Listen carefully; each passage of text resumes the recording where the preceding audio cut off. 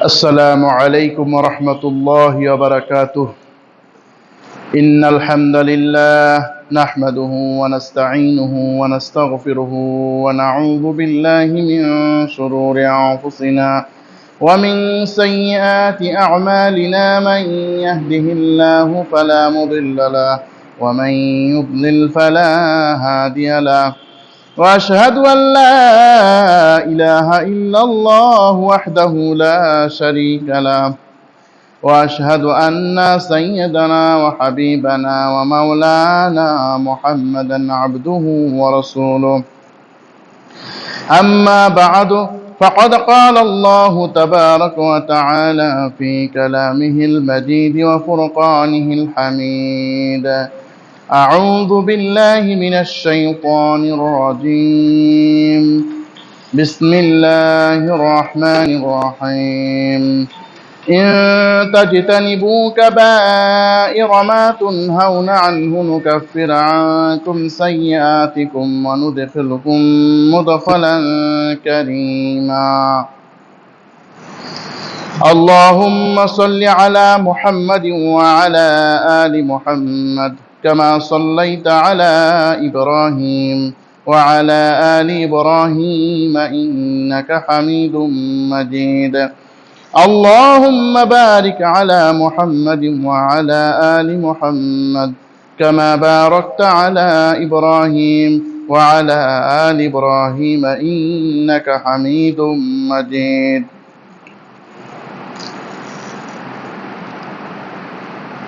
হেরার TV channel কর্তৃক আয়োজিত হেরার বাণী টিভি চ্যানেল কর্তৃক আয়োজিত আজকের এই ইসলামী আলোচনায় আল্লাহ রাব্বুল আলামিন আমাদেরকে উপস্থিত হওয়ার তৌফিক দান করেছেন, এজন্য বলি আলহামদুলিল্লাহ। সালাত এবং সালাম নাজিল হোক প্রিয় নবী মুহাম্মদুর রাসূলুল্লাহ সাল্লাল্লাহু আলাইহি ওয়াসাল্লামের উপর। মুবারক মাস, মুবারক দিনে আমরা উপস্থিত হয়েছি। মুবারক মাস পবিত্র জিলহজ।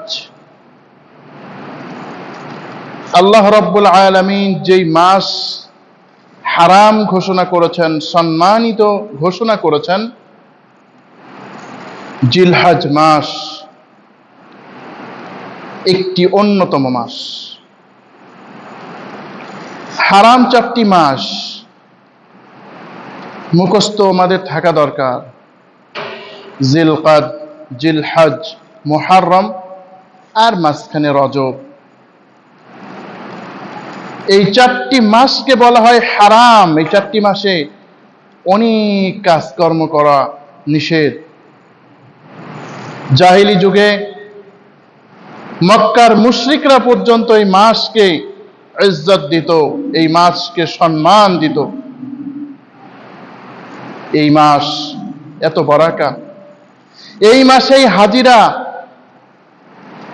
দূর থেকে, অনেক দূরের পথ থেকে অনেক কষ্ট করে কাবার প্রান্তরে এসে লাব্বাইক আল্লাহুম্মা লাব্বাইক ধ্বনিতে আকাশ পাতা, আকাশ জমিন একেবারে মুখরিত করে তোলে। এমন মাস হজের মাস। ধনী গরিবের এই মেলা আর কোথাও দেখা যাবে না। আপনি কোথাও পাবেন না যে এত সুন্দর পরিবেশ। অনেক ধর্মে তো কিছু কিছু মানুষের মন্দিরে ঢোকাই নিষেধ।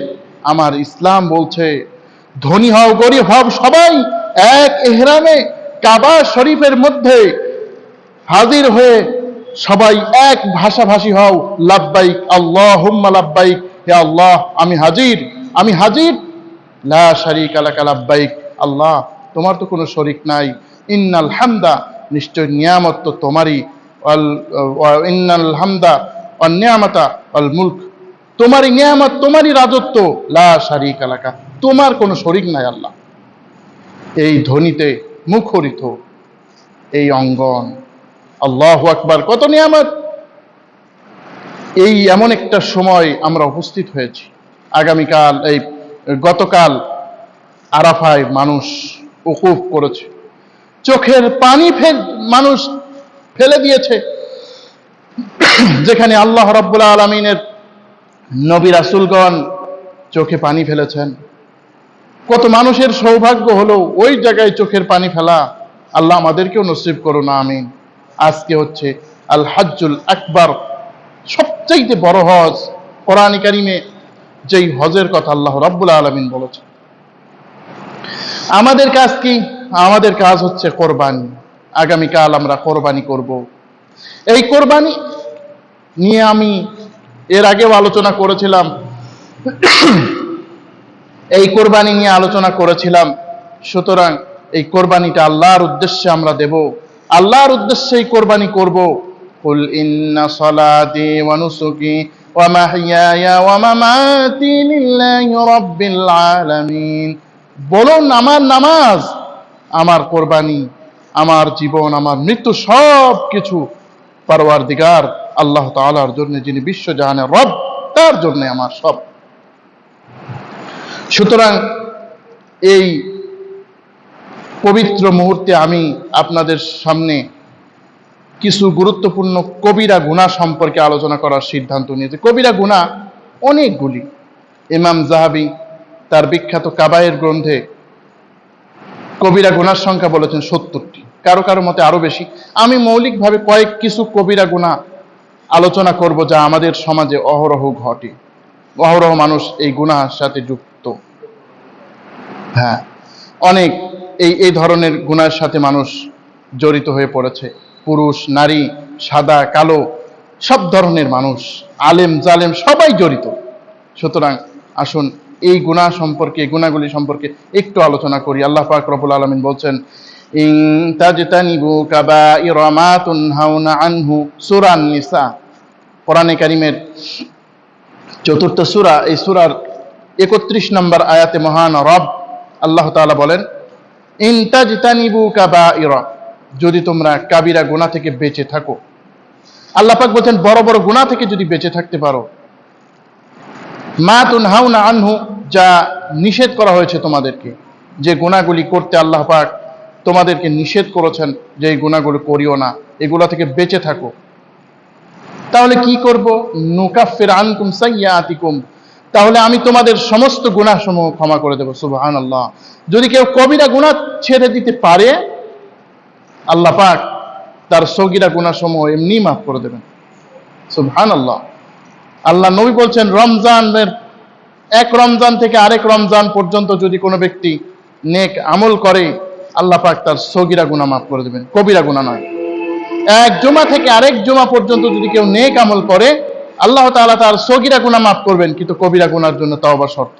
সুতরাং এই কবিরা গুনাহ আমাদের অত্যন্ত গুরুত্বপূর্ণ একটা ব্যাপার, এই থেকে বিরত থাকা আমাদের দরকার। অনুদখিলুকুম মুদখালান কারীমা, আর তোমাদেরকে তিনি সম্মানিত আসনে অলঙ্কিত করবেন, তোমাদেরকে সম্মানিত স্থানে প্রবেশ করাবেন, অর্থাৎ জান্নাতে দিবেন। কবিরা গুনাহ ছাড়লেই জান্নাতি, কবিরা গুনাহ ছাড়তে পারলেই সবচেয়ে বড় বুজুর্গ। সুবহানাল্লাহ। সুতরাং এই কবিরা গুনাহগুলি আমাদের ছাড়া দরকার। এই কবিরা গুনাহগুলি আমাদের ছাড়া অত্যন্ত ফরজ। আল্লাহ রাব্বুল আলামিন বলছেন, ওয়াল্লাযীনা ইয়াজতানিবুনা কাবাইরাল ইসমি ওয়াল ফাওয়াহিশা ইল্লাল লামাম, যারা বড় ধরনের গুনাহ ফাহিশা এগুলো ছেড়ে দেবে, সগীরা এগুলো যারা ছেড়ে দেবে, ইন্না রাব্বাকা ওয়াসিউল মাগফিরা, আল্লাহ রাব্বুল আলামিন বলছেন, আল্লাহ পাক তার জন্য অনেক ক্ষমা, প্রশস্ত ক্ষমা নিয়ে আল্লাহ পাক তার কাছে উপস্থিত হবেন। আল্লাহু আকবার। কত বড় দয়া, কত বড় অনুগ্রহ আল্লাহর। কবিরা গুনাহ যদি ছেড়ে দেন, আল্লাহ রাব্বুল আলামিন অনেক বড় দয়া আমাদের উপরে করবেন। অতএব আসুন কি কি কবিরা গুনাহ নিয়ে আজকে আলোচনা করব। এক নম্বরে করব, সবচেয়ে বড় কবিরা গুনাহ হচ্ছে আর শিরক, আল্লাহর সাথে কাউকে শরীক করা। বলতে পারেন, হুজুর এই আল্লাহর সাথে শরীক করার কথা কেন বলেন প্রতিদিন? কারণ এই গুনাহই তো আমরা বেশি করি।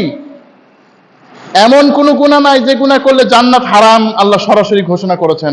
এই কবিরা গুনাহ যদি আমি করি, তাহলে কিন্তু জান্নাত আমার জন্য হারাম হয়ে যাবে। ভাই, ইন্নাহু মান ইউশরিক বিল্লাহি ফাকাদ হারামাল্লাহ, এই শিরক যদি করি তাহলে কি হবে?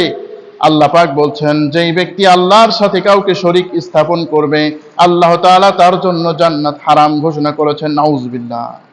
ওয়া মাওয়াহুমুন নার, তার বাসস্থান হবে জাহান্নাম। ওয়া মা লিয-যালিমিনা মিন আনসার, জালিমদের কোনো সাহায্যকারী নাই। সুতরাং এই শিরক, আমরা শিরকে বর্জন করব। আল্লাহ তাআলার ওয়াহদানিয়াতে আমরা শিরক করব না, আল্লাহ তাআলার উলুহিয়াতে আমরা শিরক করব না, আল্লাহ তাআলার আসমা ও সিফাত এর মধ্যে আমরা শিরক থেকে সম্পূর্ণ বিরত থাকব। আল্লাহ তাআলার রুবুবিয়্যাত, এই শিরক থেকেও আমরা, রুবুবিয়্যাতের সাথেও আমরা কাউকে শরীক করব না। সব কিছুর মালিক আল্লাহ, এগুলো আমরা খেয়াল করব। আমরা শিরক নিয়ে ইনশাআল্লাহ আরো আলোচনা করব। 2 নম্বরের যে কবিরা গুনাহ আমরা করে থাকি তা হচ্ছে উকুকুল ওয়ালিদাইন, মাতা পিতার সাথে নাফরমানি করে থাকি। মাতা পিতার সাথে নাফরমানি বিষয়ে আমি এর আগে এই চ্যানেল থেকেই একটি আলোচনা করেছিলাম, যে এই নাফরমানি আমরা করে থাকি। এই যে সামনে ঈদ আসছে, দেখেন ঈদ উপলক্ষে আসলে এই কথাটা বলা, যে ঈদ আসছে,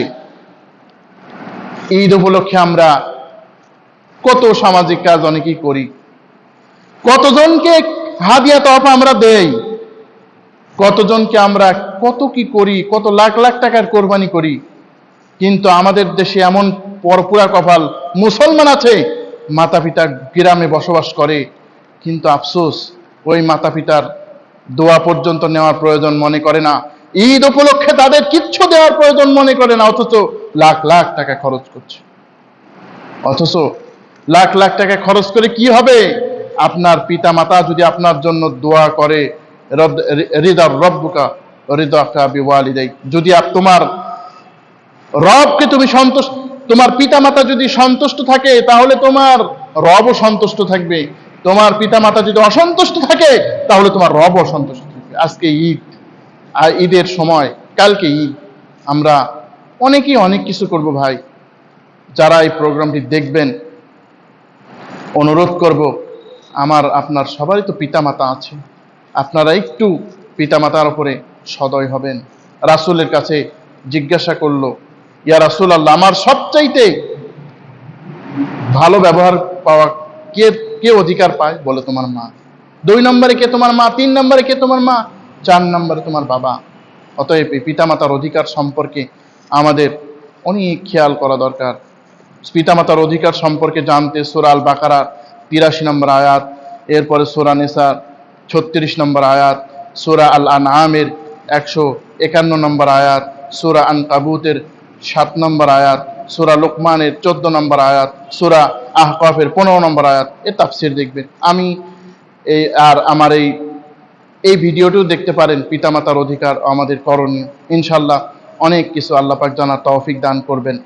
আল্লাহ পাক যেন এই বিষয়টি আমল করার তৌফিক দান করেন, সকলে বলেন আমিন। 3 নম্বরের বিষয় কি?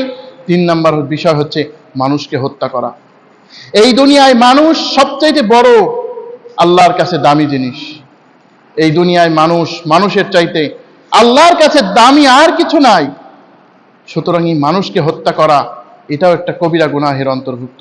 আজকে কত মুসলমান কত নির্মম হতে পারে, কত খারাপ হতে পারে, তা দেখলে দেখা যায় একটা মুসলমান আরেকটা মুসলমানকে 80-90 টুকরা করছে। নাউজুবিল্লাহ, এই নাকি মুসলমান?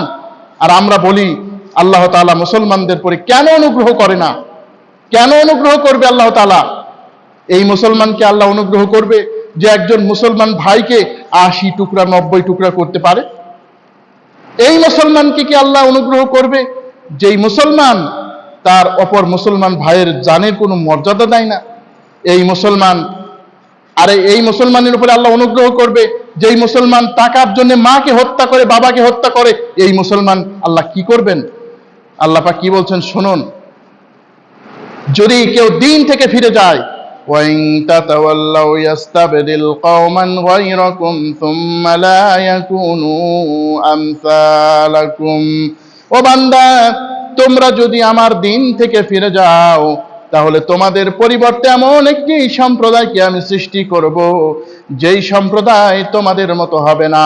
তোমাদের মতো ওরা হবে না। তোমাদের মতো একজন মুসলমানকে 80 টুকরা করবে না। তোমাদের মতো মাকে অর্থের জন্য হত্যা করবে না।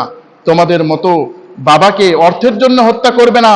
তোমাদের মতো মাতা পিতাকে অসম্মান করবে না। তোমাদের মতো মুসলমানের অমর্যাদা করবে না, তারা মুসলমানের মর্যাদা দিতে জানবে, এদেরকেই আল্লাহ তাআলা তোমাদের পরিবর্তে করবেন, স্থানান্তর করে দেবেন। সাহাবাই কেরাম মুসলমানদেরকে হত্যা এ বিষয়ে কত সতর্ক থাকতেন।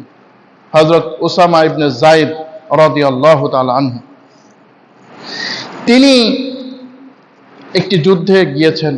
একজন ব্যক্তি সে ওকে হত্যা করতে যাচ্ছিল। হযরত ওসামা তাকে তার বুকের উপরে বসলেন। বসার পরে এবার তিনি লা ইলাহা ইল্লাল্লাহ বলে ফেললেন। তারপরেও তিনি তাকে কতল করে ফেললেন। আল্লাহ নবীর কাছে আশা করা বলল, ওসামা কেমন করে তুমি পারলে এই কাজ করার? কেমন করে তুমি পারলে এই কাজ করতে? বলি, ইয়া রাসূলুল্লাহ, সে তো বাঁচার জন্য কালিমা পড়েছে। বলছে, তুমি কি তার অন্তরটাকে চিরে দেখেছো যে সে কি জন্য কালিমা পড়েছে? তুমি কেমন করে জানলে? শোনো, আল্লাহ এইভাবে করে মানুষের কত মর্যাদা দিয়েছেন। আরেকজন বাস্তব একজন মুনাফিকের বর্ণনা দেব এখন। তার নাম হচ্ছে মুহাল্লিম ইবনে দাসসামা। আল্লাহর নবী সাল্লাল্লাহু আলাইহি ওয়াসাল্লাম 15 জন সাহাবাই কেরামকে দিয়ে ইরদাম নামক একটা এলাকায় পাঠালেন একটু খোঁজ খবর নেওয়ার জন্য। তো খোঁজ খবর নেওয়ার জন্য পাঠালেন। এবারে তিনি সেখানে তারা গেলেন। যাওয়ার পরে একজন লোক তাদেরকে সালাম দিল। সালাম দেওয়ার পরে তারপরে ওই মুহাল্লিম নামক ওই ব্যক্তিটি তা সত্ত্বেও তাকে হত্যা করে ফেলল। সাহাবাই কেরাম বলল, ব্যাপার কি? সে সালাম দিয়েছে, তুমি কেন তাকে হত্যা করলে? তারপরে ওনারা আর ওর সাথে বেশি তর্ক বিতর্ক করলেন না, কারণ সমস্যার সমাধান করার জন্য তো আল্লাহ নবী আসেনি। আমার ঝগড়া করার দরকার কি? কারণ কোরআনে কারিমে আল্লাহ পাক কি বলেছেন? ইয়া আইয়ুহাল্লাযীনা আমানু আতিউল্লাহা ওয়া আতিউর রাসূল ওয়া লা তুবতিলু আ'মালাকুম। হে মুমিনগণ, তোমরা আল্লাহ ও তার রাসূলের আনুগত্য করো, আর ওয়ালা তুবতিলু আ'মালাকুম, তোমরা তোমাদের কর্মকে ব্যর্থ করে দিও না, তোমরা তোমাদের কর্মকে বিফল করে দিও না। সুতরাং আল্লাহ নবী যেহেতু আছে, তর্ক করার দরকার নাই। তারা আল্লাহ নবীর কাছে চলে আসছেন। আসার পরে বলছেন, ইয়া রাসূলুল্লাহ, এই ব্যক্তি এই কাজ করেছে। বলছে, কি ব্যাপার? তুমি একজন ব্যক্তি তোমাকে সালাম দিল, লা ইলাহা ইল্লাল্লাহ বলল, আর তুমি তাকে হত্যা করে দিলে? বলছি, ইয়া রাসূলুল্লাহ, সে তো অন্তর থেকে বলে নাই। আল্লাহ নবী বলছেন, তুমি তার অন্তরটা ফেলে দেখছিলে নাকি? তাও আবার তর্ক করছে যে অন্তর ফেললেও আমি জানতে পারতাম। এরপরে বললেন, তুমি তার অন্তরও ছিঁড়তে পারলে না, তারপরেও তুমি তাকে হত্যা করে ফেললে। এইবার সে বলছে, ইয়া রাসূলুল্লাহ, ইস্তাগফিরলি, আমাকে আপনি, আমার জন্য আপনি ক্ষমা প্রার্থনা করুন। আল্লাহ নবী কি বলেন জানেন? তোমাকে তোমার রব ক্ষমা করবেন না। এই কথা আল্লাহ সাধারণত বলেন না কাউকে। কারণ যখনই একজন ব্যক্তি গুনাহ করেছেন, আল্লাহ নবীর কাছে এসেছেন, ইয়া রাসূলুল্লাহ, একটু আমার জন্য ক্ষমা চান। আল্লাহ নবী ক্ষমা চেয়েছেন। আর ক্ষমা চাওয়া নবীর একটা বৈশিষ্ট্য। আল্লাহ পাকও বলছেন, ওয়ালাউ আন্নাহুম ইয যালামু আনফুসাহুম জাউকা ফাস্তাগফিরুল্লাহ ওয়াস্তাগফার লাহুমুর রাসূল লাওয়াজাদুল্লাহা তাওয়াবার রাহিমা। এই জালিমরা যদি আসতো, আপনার কাছে যদি আসতো, তাহলে আপনিও ক্ষমা চাইতেন, তারাও ক্ষমা চাইতো, তাহলে আল্লাহ তাআলাকে তারা দয়াময়, করুণাময় পেত, তওবা কবুলকারী পেত। সূরা নিসা, পবিত্র কোরআন কারীমের 4th সূরা, সূরাটির 64 নম্বর আয়াত। তো এই যে বিষয়টি আল্লাহ নবী বললেন, তোমাকে আল্লাহ ক্ষমা করবেন না, তার পরিণাম কি হলো জানেন? সে কয়েকদিন পরেই মারা গেল। মারা যাওয়ার পরে এখন তাকে যেই কবরেই রাখতে যায়, কবর আর তাকে রাখে না, কবরটাকে উগরে বের করে দেয়। আল্লাহু আকবার। অনেকগুলি কবর খুললো। এখন লোকেরা তার নিয়ে বিপদে পড়লো। এখন বলছে যে একে তো পুঁতেও ফেলতে হবে, আবার কবরও দিচ্ছে না, কি করব? তারপরে কোন রকমে পাথর এক জায়গায় করে ওর বুকের উপরে পাথর টাথর মেরে কোন রকমে চলে আসলো। আল্লাহ নবীর কাছে এসে বলল, ইয়া রাসূলুল্লাহ, এই ঘটনা। বলে, আরে কত নাম করা শয়তানকেও কবর জায়গা দিল, আর এই ব্যক্তি এত ঘৃণিত আল্লাহর কাছে, কবর তাকে জায়গা দিতে চায় না। কারণ কি? সে অন্যায়ভাবে একজন মানুষকে হত্যা করেছে। আল্লাহর কাছে এত গুরুত্বপূর্ণ। ومن يقتل مؤمنا متعمدا فجزاؤه جهنم خالدا فيها, যেই ব্যক্তি কোন মুমিনকে হত্যা করবে অন্যায়ভাবে, তার স্থান হবে জাহান্নাম, চিরস্থায়ীভাবে থাকবে। কিন্তু অর্থাৎ আল্লাহ পাক যেরকম শিরক করলে পারে বলছে চিরস্থায়ীভাবে থাকবে, খুনকারী যে তাকেও বলছে চিরস্থায়ীভাবে থাকবে। وغضب الله عليهم, আল্লাহ তাদের উপরে গজব নাজিল করবেন, তার উপরে। 2 নম্বর শাস্তি, যে অন্যায়ভাবে কাউকে হত্যা করবে তার উপরে কি করবেন? গজব নাজিল করবেন। ওয়ালাআনাহুম, তার উপরে লানত করবেন। 4 নম্বর শাস্তি, ওয়া'আদ্দালাহুম আযাবান আযীমা, তাকে বড় ধরনের তার জন্য জাহান্নামে আযাব প্রস্তুত করে রেখেছেন। তাহলে দেখেছেন মানুষকে হত্যা করা কত বড় গুনাহ। আজকে আমরা কথায় কথায় মানুষকে হত্যা করছি। 5 নম্বরের এরপরে যে গুনাহ 4 নম্বর, তা হচ্ছে ইয়াতীমের সম্পদ অন্যায়ভাবে ভক্ষণ করা। আজকে আমাদের ইয়াতীমের সম্পদ অন্যায়ভাবে ভক্ষণ করা তো কমন বিষয়। দেখা গেল আব্বা মারা গেছে ছোটবেলায়, তার চাচা আছে, ওই চাচার সম্পদ সে ভক্ষণ করছে, ওই চাচা ভাতিজার সম্পদ সে ভক্ষণ করছে অন্যায়ভাবে। ইয়াতীমের সম্পদ ভক্ষণের শাস্তির আগে আমরা ইয়াতীমের লালন পালন সম্পর্কে কিছু কথা বলি। যে আল্লাহ নবী বলছেন, যেই ব্যক্তি নাকি ইয়াতীমকে লালন পালন করবে তার অবস্থা কি হবে? সে জান্নাতে আমার এত পাশে থাকবে। 2টা আঙ্গুল তিনি এইভাবে দেখিয়ে দিলেন যে সে এত কাছে থাকবে আমার, ইয়াতীমের যে লালন পালন করবে। তাহলে দেখেন কত বড় কথা। আল্লাহ পাক সূরা মাউন, আমরা পড়ি এই সূরা মাউনটা। সূরা মাউনের মধ্যে কি বলছেন? আরাআইতাল্লাযী ইউকাযযিবু বিদ্দীন, আপনি কি লক্ষ্য করেছেন কে বিচার দিবসকে অস্বীকার করে? ফাযালিকাল্লাযী ইয়াদউল ইয়াতীম, যে ইয়াতীমকে গলা ধাক্কা দিয়ে বের করে দেয়। ওয়ালা ইয়াহুদ্দু আলা তাআমিল মিসকিন, আর মিসকিনকে খাবার দিতে অস্বীকার করে, উদ্বুদ্ধ করে না। আল্লাহর নবী ইয়াতীমের হক আদায়ের এত গুরুত্ব দিয়েছেন।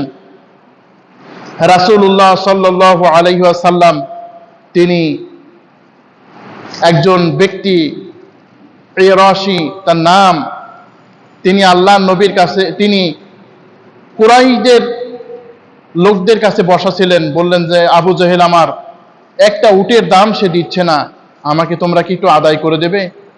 ওরা বিদ্রুপ করে নবী সাল্লাল্লাহু আলাইহি সাল্লামকে দেখিয়ে দিয়েছে, কারণ ওরা জানে নবীর তো কোনো ক্ষমতা নাই, কি করবে। আল্লাহর নবী তার সাথে গিয়ে আবু জেহেলকে বললেন, আবু জেহেল তুমি ওর পাওনাটা দিয়ে দাও। সাথে সাথে আল্লাহর নবীর সামনে পাওনাটা দিয়ে দিল। তখন কুরাইশের লোকেরা বলছে, আবু জেহেল তুমি আবার কেমন নেতা গো? মুহাম্মদ এতিম মানুষ মক্কার, তার কথা মতো তুমি দিয়ে দিলে কেন? বলছে তোমরা তো জানো না, আমি দেখলাম যে কয়েকজন ফেরেশতা আমাকে তাড়া করছে, আমি যদি ওই সম্পদটা না দিয়ে দিতাম তাহলে ওইভাবে আমার তাড়া করত। এজন্য ইয়াতীমের সম্পদ আমাদের অত্যন্ত এই গুরুত্বপূর্ণ এই বিষয়টি, ইয়াতীমের সম্পদের বিষয়টি গুরুত্বপূর্ণ বিষয়, খেয়াল করা উচিত আমাদের। ইয়াতীমের সম্পদ, আল্লাহ পাক বলছেন ইয়াতীমের সম্পদ যারা খায় তারা কি করে জানো? সূরা নিসা 10 নম্বর আয়াত, ইন্নাল্লাযীনা ইয়াকুলুনা আমওয়ালাল ইয়াতামা যুলমা, নিঃসন্দেহে যারা ইয়াতীমের সম্পদ অন্যায়ভাবে যারা ভক্ষণ করে, ইন্নামা ইয়াকুলুনা ফি বুতুনিহিম নারা, তারা আগুন খায়। তারা আসলে ইয়াতীমের টাকা পয়সা জমি খায় না, আগুন খায়। ওয়াসায়াসলাউনা সাঈরা, আর অতি সত্বর তারা জাহান্নামের মধ্যে প্রবেশ করবে। নাউজুবিল্লাহ, কত বড় কথা। ইয়াতীমের সম্পদ যদি কেউ খায়, সে তো আর ইয়াতীমের সম্পদ খায় না, সে যেন আগুন খায়। অতএব আমরা এই যে ঈদ আসছে, কোরবানি আসছে, কত ইয়াতীম আমাদের মাঝে রয়েছে। ইয়াতীম ঘুরে বেড়ায়, তাকে কেউ দেখে না, তার খোঁজ খবর কেউ নেয় না। আর ইয়াতীম ছেলে, ইয়াতীম মেয়ে, অনেক মানুষের কাছে গেলে দূর দূর করে তাড়িয়ে দেয়। আমরা যদি একটু ইয়াতিমের প্রতি খোঁজ নিতে পারি, আমরা যদি একটু ইয়াতিমের দিকে মিসকিনের দিকে মনোনিবেশ করতে পারি, কত সওয়াব আমাদের হতে পারে। আল্লাহ পাক রব্বুল আলামিন সূরা আদ-দুহায় কি বলছেন? ফাম্মাল ইয়াতীমা ফালা তাকহার। ও নবী, আপনি ইয়াতিম এর প্রতি কখনো রুষ্ট হবেন না। অতএব এই ইয়াতিমের সম্পদ, ইয়াতিমের বিষয় আমাদের খেয়াল রাখা উচিত, কারণ এটা কবিরা গুনাহ। এই ঈদে বহু ভাবে ইয়াতিমের সম্পদ আমরা খেয়ে ফেলি। আমরা যারা আলেম মানে দ্বীনের কাজ করি, আমরাও অনেকে মাদ্রাসার সাথে আমরা যুক্ত, আমাদের কাছেও কিন্তু অনেক ইয়াতিমের সম্পদ আসে লিল্লাহ বোর্ডিংয়ে। আমি নিজেকে সহ অনুরোধ করি সবাইকে যে আমরা যেন এই ইয়াতিমের সম্পদের উপরে লক্ষ্য রাখি, আমরা যেন আমাদের দ্বারা যেন ভুল করেও একটা পয়সাও না আসে, এই জিনিসটা আমরা খেয়াল করি। এরপরে অন্যতম গুনাহ হচ্ছে ওয়ালা তাকরাবু, এই জেনা করা, জেনা। এরপরে গুরুত্বপূর্ণ একটা গুনাহ হচ্ছে জেনা। আল্লাহ পাক রব্বুল আলামিন সূরা আল ইসরা, পবিত্র কোরআন কারীমের 17 নম্বর সূরা 32 নম্বর আয়াতে বলছেন, ওয়ালা তাকরাবুজ জিনা ইন্নাহু কানা ফাহিশাতাও ওয়া সাআ সাবিলা। তোমরা জেনার নিকটেও যাবে না, জেনা করো না এই কথা আল্লাহ বলে নাই, নিকটেও যাবে না। আদম আলাইহিস সালামকে কি বলেছিলেন? وَقُلْنَا يَا آدَمُ اسْكُنْ أَنْتَ وَزَوْجُكَ الْجَنَّةَ وَكُلَا مِنْهَا رَغَدًا حَيْثُ شِئْتُمَا وَلَا تَقْرَبَا। আমি বললাম কি, যে তোমরা, হে আদম, তুমি আর তোমার স্ত্রী এই জান্নাতে তোমরা থাকো, আর এই গাছের নিকটে যাবে না। আল্লাহ পাক বলেন না এই গাছের ফল তোমরা খেও না, বলছেন গাছের নিকটেও যাবে। অনুরূপভাবে আল্লাহ পাক এখানে গুরুত্বপূর্ণ যে বিষয়টি বলছেন তা হচ্ছে জেনার নিকটেও তোমরা যেতে পারবে না। জেনার নিকটে কিভাবে হয়, আসুন আমরা একটু বিশ্লেষণ করার চেষ্টা করি, মানুষ জেনার নিকটে কিভাবে হতে পারে। এক নম্বরে, মানুষের দৃষ্টিকে হেফাজত না করা, এটাই হচ্ছে এক নম্বরের কারণ। আল্লাহ পাক পুরুষদের কি বলছেন? আমরা কিন্তু ওয়াজ যারা করি টুকটাক, খালি মহিলাদের বিষয়ে আমরা আলোচনা করি শুধু, কিন্তু আমরা কিন্তু পুরুষদের বিষয় আলোচনা করেই না। কারণ পুরুষদের আল্লাহ পাক এমন স্বাধীনতা দেন নাই যে পুরুষরা দেখে বেড়াবে। قُلْ لِلْمُؤْمِنِينَ يَغُضُّوا مِنْ أَبْصَارِهِمْ وَيَحْفَظُوا فُرُوجَهُمْ। সূরা নূরের 30 নম্বর আয়াত। সূরা নূর হচ্ছে কোরআনে কারীমের 24তম সূরা।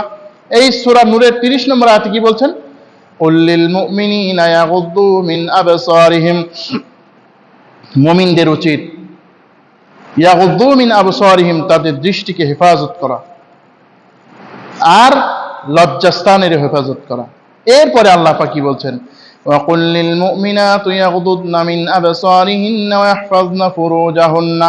মুমিন নারীদেরকে বলুন তারা যেন তাদের চক্ষুকে হেফাজত করে আর তাদের যৌনাঙ্গকে হেফাজত করে। এইবার আসেন দেখেন আজকে পুরুষ নারী আমরা কিভাবে চলছি। আসলে মহিলাদের অবাধ যাতায়াতে কিন্তু আসলে যত রকমের ফিতনা এরকম হয়ে যাচ্ছে। আজকে ঈদ উপলক্ষে দেখেন, ঈদে আমরা কোরবানি দিয়ে সওয়াব কামাই করব, প্রত্যেকটি পশমের বিনিময়ে আমরা নেকি কামাই করব, প্রত্যেকটি পশমের বিনিময়ে নেকি কামাই করব, ভালো কথা। কিন্তু আমরা যখন মার্কেটে যাই, আমরা অনেকেই আমাদের স্ত্রীদের নিয়ে যাই, অনেকেই মা, অনেকেই বোন যায়। আপনি বলেন তো, আমরা যারা মার্কেটে যাই আমরা কি সওয়াব নিয়ে ফিরতে পারি না গুনাহ নিয়ে ফিরে আসি? যত বড় বুজুর্গই হোক, আপনি বলেন যখন আপনি মার্কেটে যাবেন ঈদের মার্কেট করার জন্য, অন্য ক্ষেত্রে বাদ দিলাম, সামনে যেহেতু ঈদ আছে, ঈদের মার্কেটে যখন আপনি যাবেন তখন আপনি যখন একটা নারীকে দেখবেন, কারণ শয়তান তো আপনার রগ রসায় চলতে পারে, শয়তান আপনার রগে রগে চলতে পারে, শয়তান চেয়ে নিয়েছে আল্লাহর কাছে। আপনি যখন আপনি ভালো কথা ওই সময় কিছু করলেন না, আপনি এক সময় চিন্তা করলেন এই মহিলাটার সম্পর্কে, মাফ করবেন এই সব কথা বলতে হচ্ছে, একটা মহিলা সম্পর্কে চিন্তা করলেন যে এই মহিলাটা খুব ভালো, এ আমার অমুক যদি হতো, বা আরো কিছু চিন্তা করলেন। তারপরে চেষ্টা করলেন যে মহিলাটার সাথে একটু কথা বলেই দেখি না, কি হবে, কিছু তো আর করবো না। তো কথা বলতে বলতে এবারে আপনি মহিলাটার সাথে কথা বললেন, একটু দেখার মনে চায়, দেখতে মনে চায়, আপনার সাথে দেখা হয়ে গেল, এইভাবে কথা হয়ে গেল। কথা হতে হতেই কিন্তু আপনি একদিন পাপের সাথে জড়িত হতে পারেন, পারেন না? অনুরূপভাবে একটা মহিলার কথা বলি, সেও যখন ওইভাবে চলাফেরা করে, একটা পুরুষকে যখন সে দেখলো, দেখার পরে মনে মনে একটু চিন্তা হলো, আজকাল তো মোবাইলের অভাব নাই, মোবাইল নাম্বার নিয়ে তার সাথে একটু কথা বললো, অমুক জায়গায় দেখা হবে, দেখা হলো। দেখা হওয়ার পরে কিন্তু এই ধরনের কাজ হয়ে যেতে পারে, কারণ আল্লাহর মাহবুব বান্দা বুজুর্গ ব্যক্তিরা বলেন, যদি একজন নারী হয় রাবিয়া বসরির মতো, আর একজন নারী হয় জুনাইদ আল বাগদাদির মতো, তাহলে ওই পুরুষ মহিলাও যদি এক জায়গা হয়, তাদের দ্বারাও অপকর্ম হওয়ার সম্ভাবনা আছে। এটা একটা উদাহরণ দিয়েছেন। তারা আল্লাহর ওলি ছিলেন, আল্লাহ পাক তাদেরকে মাফ করুন। তা আমরা তাদের ব্যাপারে খুব বেশি সার্টিফিকেট দিচ্ছি না, কিন্তু উপমা, এটা কিন্তু যুক্তিযুক্ত উপমা, যে যত বড় দিনদারি হোক, যত বড় কামেল ব্যক্তি হোক, পুরুষ মহিলা যদি একসাথে হয়, জেনার সম্ভাবনা কিন্তু 180% রয়েছে। এজন্য আমাদের এই ফ্রি মিক্সিং এগুলো বন্ধ করা দরকার, চেষ্টা করা দরকার। আমরা আমাদের পরিবারের সদস্যদের থেকে শুরু করতে পারি। আমরা বড় ধরনের কোনো বড় কথা না বলে আমরা আমাদের নিজেদেরকে থেকে শুরু করতে পারি, আমার চোখকে হেফাজত করতে পারি। এরপরে আমি আমার যারা পরিবারের সদস্যরা রয়েছে, তাদেরকেও আমি নসিহত করতে পারি, তাদেরকে বিভিন্ন ধরনের লেকচার এগুলো শোনাতে পারি, আসলে এগুলো ঠিক না, এইগুলো আমরা করতে পারি। একটি হাদিস শুধু বলবো রাসূলুল্লাহ সাল্লাল্লাহু আলাইহি ওয়াসাল্লামের। তিনি মেরাজে যে দেখেন যে কিছু লোক পুরুষ মহিলাকে আগুনের চুলার মধ্যে রেখে তারপরে শাস্তি দেওয়া হচ্ছে, তাদের আগুনের চুলার উপরে রেখে তারা চিৎকার করছে, উলঙ্গ। বলছেন এরা এরকম কেন? বলছে যে এরা হচ্ছে জেনাকার। সুতরাং আমাদের সাবধান হতে হবে ভাই। ঈদের আনন্দ করতে যেয়ে যেন আমরা পাপের কাজ না করি ভাই, এই জিনিসটা আমাদের খেয়াল রাখতে হবে। এরপরে যে গুনাহটির কথা বলবো তা হচ্ছে মাজামিরুশ শায়াতিন, গান বাজনার গুনাহ। আল্লাহ রাব্বুল আলামিন এই গান বাজনাকে হারাম ঘোষণা করেছেন অনেকগুলি আয়াতে। এক একটা আয়াত শোনাই, সূরা লোকমান, পবিত্র কোরআন কারীমের 31 নম্বর সূরা 6 নম্বর আয়াতে, وَمِنَ النَّاسِ مَن يَشْتَرِي لَهْوَ الْحَدِيثِ لِيُضِلَّ عَن سَبِيلِ اللَّهِ بِغَيْرِ عِلْمٍ وَيَتَّخِذَهَا هُزُوًا أُولَئِكَ لَهُمْ عَذَابٌ مُهِينٌ। আল্লাহ পাক এখানে কি বলতে চাচ্ছেন? যে وَمِنَ النَّاسِ مَن يَشْتَرِي, যেই ব্যক্তি নাকি কিনে নেয় লাহওয়াল হাদিস। লাহওয়াল হাদিস অর্থ সকল তাফসীর কারকগণ বলেছেন, এই লাহওয়াল হাদিস অর্থ হচ্ছে গান বাজনা। এই গান বাজনা যারা কিনে নেয়, যারা খরিদ করে মানুষকে আল্লাহর পথ থেকে গোমরা করার জন্য, আর আল্লাহর দ্বীনকে যারা উপহাসের বস্তু হিসেবে গ্রহণ করে, এরাই হচ্ছে তারা, যাদের জন্য রয়েছে অপমানজনক আযাব। সুতরাং এই গান বাজনা, আজকে তো ঈদ উপলক্ষে আমাদের সওয়াবের কাজটা আমরা করার চেষ্টা করি, আবার মহা সওয়াবের জন্য প্রস্তুত থাকে।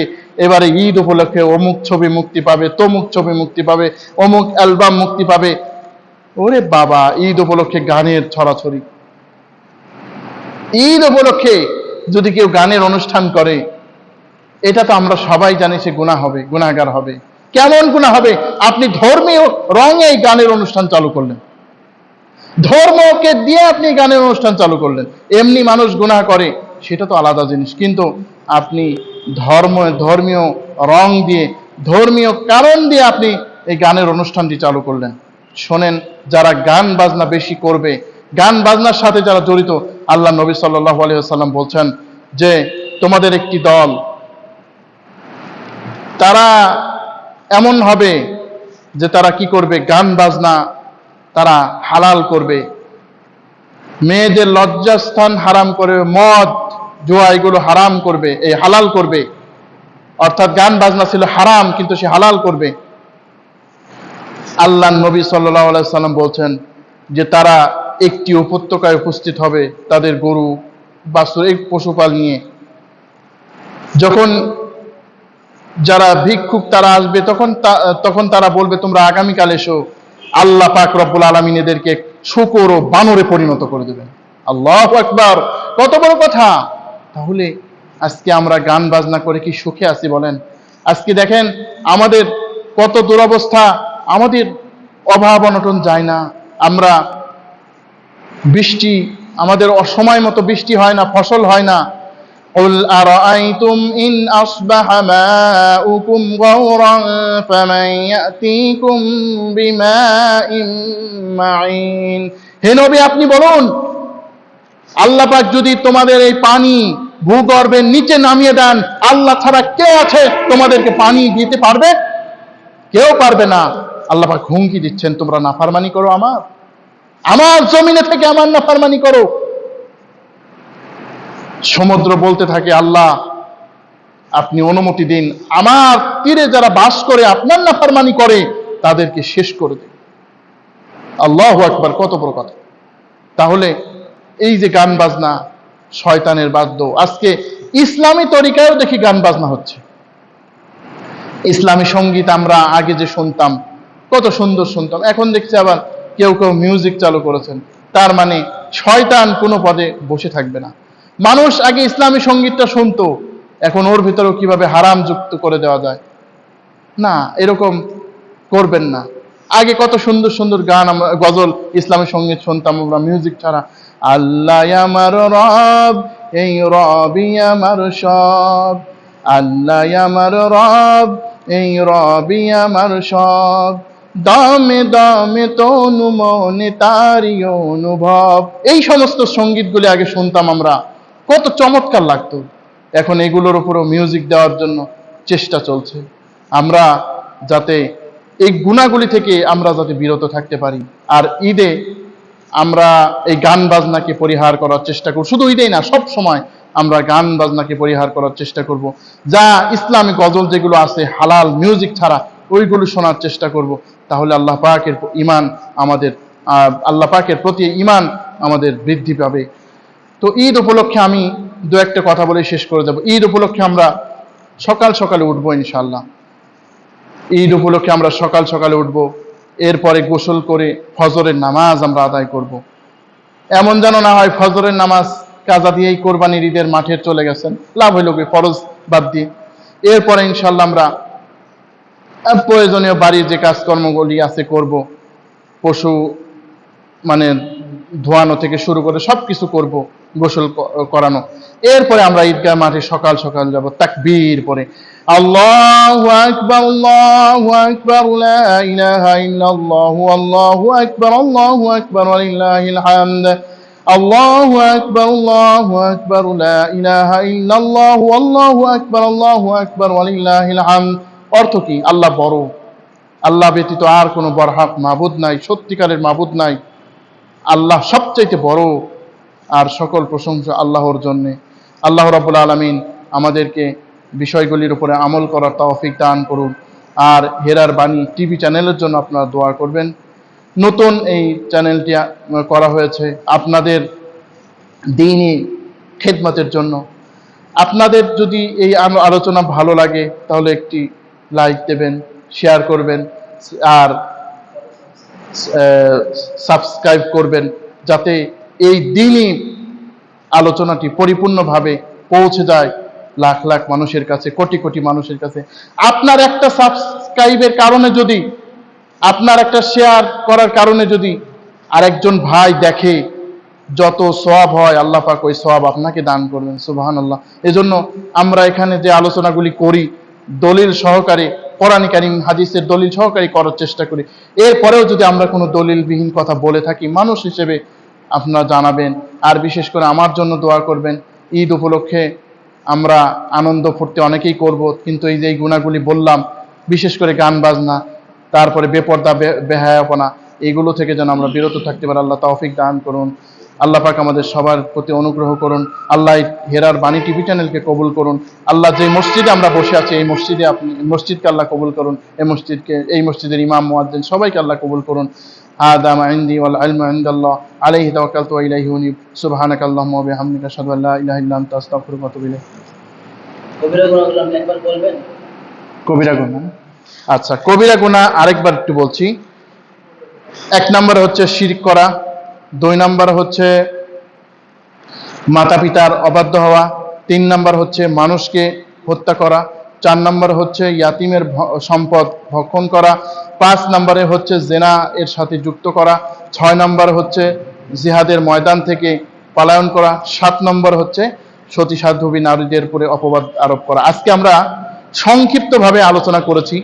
আমরা চেষ্টা করব প্রত্যেকটা গুনাহের ব্যাপারে যাতে আরো বিস্তারিত আলোচনা করা যায়, যাতে আপনারা আরো কোরআন হাদিসের রেফারেন্স সহ বুঝতে পারেন। আপনারা দোয়া করবেন। আসসালামু আলাইকুম ওয়া রাহমাতুল্লাহ।